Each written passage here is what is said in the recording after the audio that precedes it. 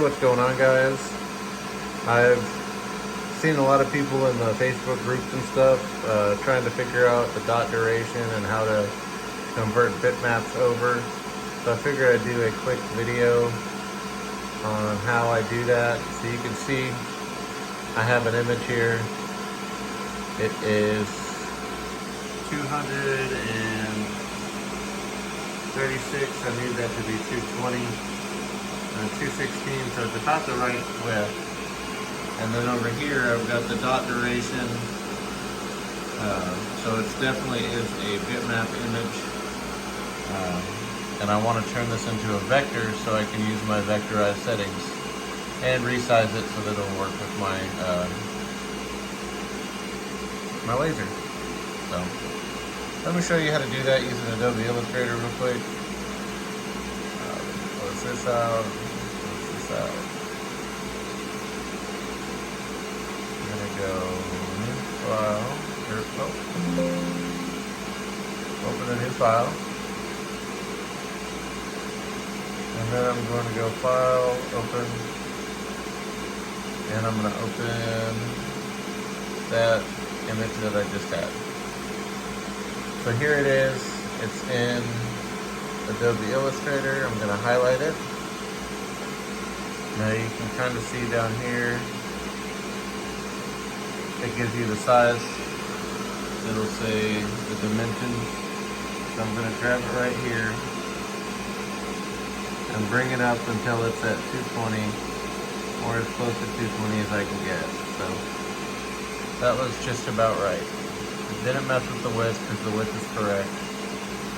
So now that I've got it the size I want, I can go Control C, copy it, bring it over here, Control V, and bam, it's perfectly in the size that I need it to be. Now I've got a few more steps if I want to turn this into an image that I can throw into the laser. First thing you want to do is come up here to Image Trace, go down to black and white, click OK. Now it's going to trace it out. And now I'm going to go Object, Expand. Alright, and now that you see that it added all the blue lines around everything, it has turned this into a vector file. One more step you need to do. Double click on the white area, and you're going to go Select, Same, Fill color, and just hit delete.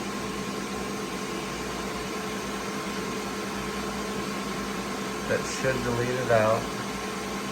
One extra step I normally do is I'll click on merge, and it's telling me there's nothing that needs to be merged, so I've done it correctly. So let me save this. So we're going to save it as butterflies and daisies, and the SVG file, that is very important. Save, replace. Okay. Now I should be able to come over here to my laser software and open that file we just created.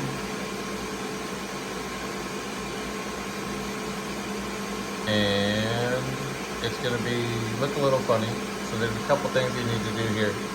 But the most important is now it's a vector image, so you can do it with your vectorized settings. So I'm going to need to do 90 degree. And the reason it's purple is because for some reason when I did the select all, it did not work. So all I have to do in the laser software is select it, hit delete. Now we only have that black image that we wanted. Boom, like magic. And it's the right size. So to get this correct, we need to change the x-axis to 0. That will line that up. On my laser, in the settings that I'm using, F2, I need to set this to 110 for that.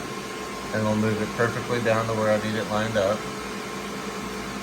Now, the most important thing is when you go to send this to the laser, a lot of times it'll cut off some of this image, so you won't be able to get the whole thing. Double check that.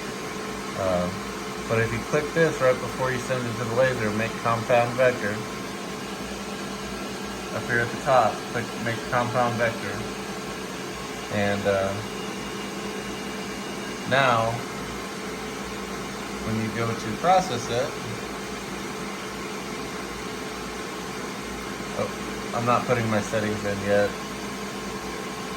But now you can see that the entire image is there, and it is ready to go and do a full wrap tumbler.